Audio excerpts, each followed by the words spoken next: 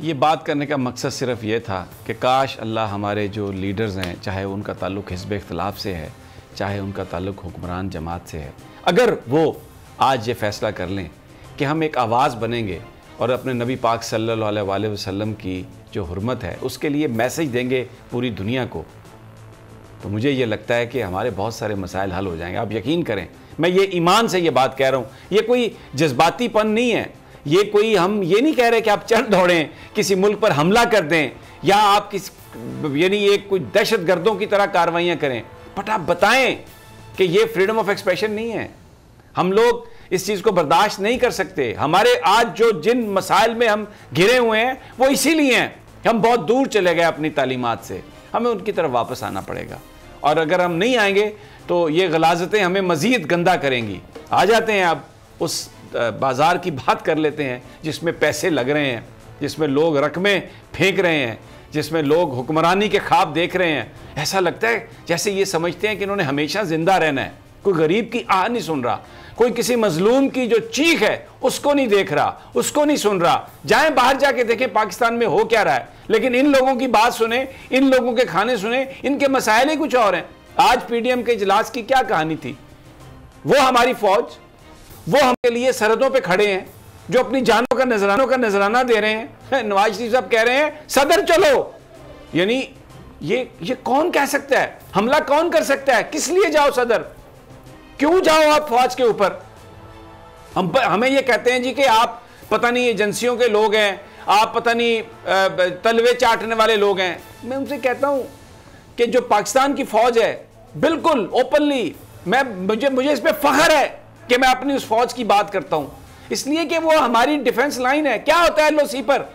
रोजाना खबरें आती हैं, वो माओ के बच्चे हैं जो किसी हादसे में चले जाते हैं, कोई बम फटने से इस दुनिया से चले जाते हैं और लाशें उनके घर पहुंचते हैं।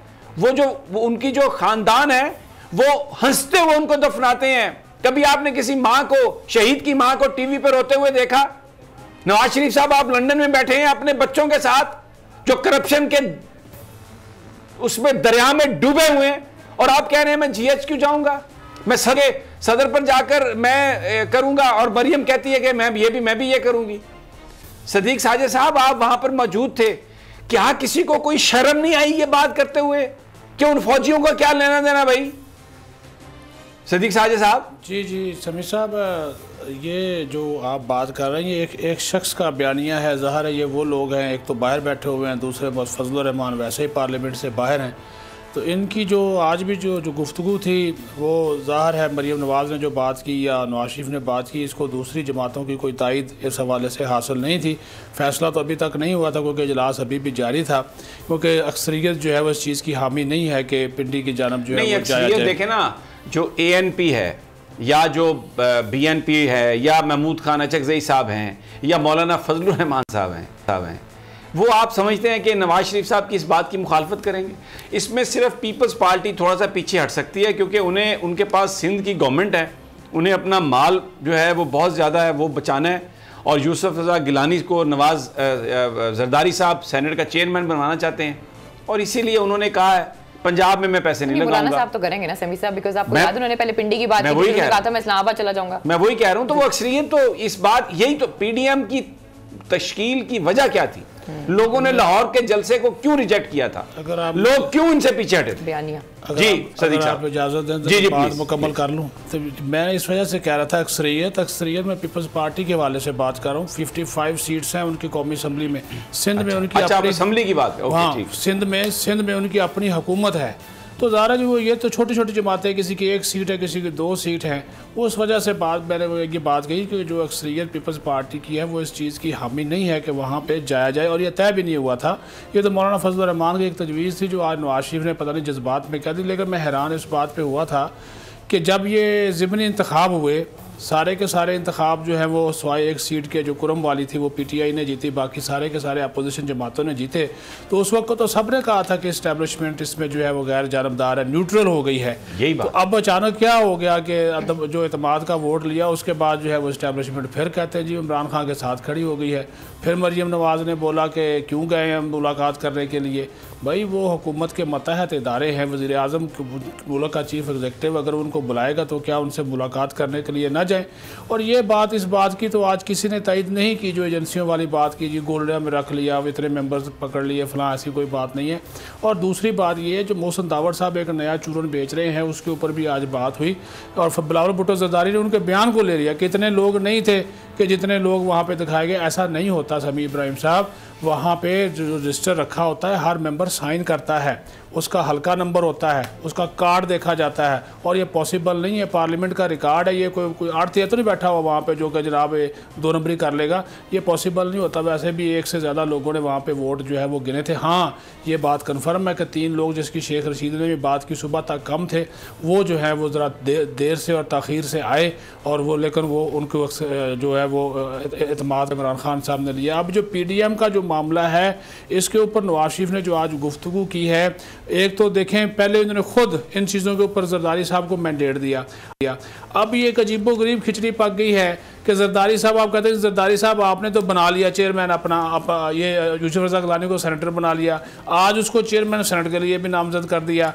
अब वो मुस्लिम लीग नून को भी कुछ नहीं मिल रहा। मौलाना फजलुर रहमान खुद वो डिप्टी चेयरमैन के चक्कर में, अब से थोड़ी देर पहले वो आया है अख्तर मैंगल का, उन्होंने भी कहा है कि मुझे हमारे जो लोग हैं वो भी हमारे साथ हैं, तो डिप्टी चेयरमैन का अहदा जो है वो आप हमें दें। ANP भी मैदान में आ गई है। नून लीग वाले उन्होंने कहा जी ठीक है जी, आप डिप्टी चेयरमैन ना बनाएं, फिर हम अपोजिशन में बैठ जाएंगे, अपोजिशन लीडर हमारा बनाएं। अब ये एक अजीबो गरीब खिचड़ी होगी। यूसुफ रज़ा गिलानी जो है अगर चेयरमैन सेनेट बन गए तो वो भी PDM से और अपोजिशन लीडर भी PDM से, तो फिर हुकूमत किस तरह ताउन करेगी इस ऐवान को चलाने के हवाले से।